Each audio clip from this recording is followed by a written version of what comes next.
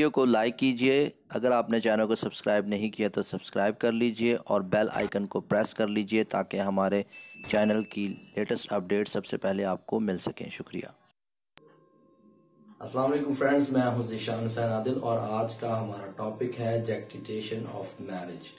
Justification of marriage का मतलब ये है कि शादी का झूठा दावा करना, ऐलान करना, लोगों में ये खबर फैलाना कि फलां मर्द या फलां औरत मेरी बीवी या मेरा शौहर है।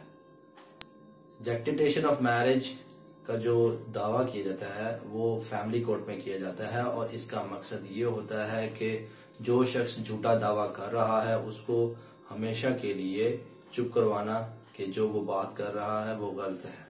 जस्टिफिकेशन ऑफ मैरिज का दावा दायर करने के लिए कोई लिमिटेशन नहीं है। ये कभी भी जब भी काज ऑफ एक्शन जो है वो बार बार जो है वो पैदा होता रहता है और जब भी जरूरत पेश आए तो जस्टिफिकेशन ऑफ मैरिज का दावा दायर किया जा सकता है। जस्टिफिकेशन ऑफ मैरिज का दावा जो है वो मियाँ बीवी जो फर्जी हैं उनके दरमियान भी हो सकता है, जो क्लेम कर रहे हैं एक दूसरे पे उनके दरमियान भी हो सकता है और किसी तीसरे शख्स के दरमियान भी हो सकता है।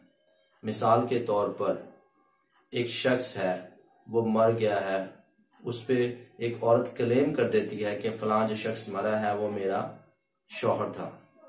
ऐसी सूरत हाल में जो शख्स मर गया उसके वारसान उस औरत पर क्लेम कर सकते हैं कि ये जो औरत बात कर रही है ये गलत है।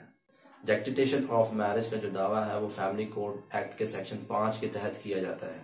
उम्मीद करता हूँ आपको मेरा ये लेक्चर पसंद आया होगा। अगर आपको मेरा ये लेक्चर पसंद आया तो इसको लाइक करना, चैनल को सब्सक्राइब करना ना भूलिएगा।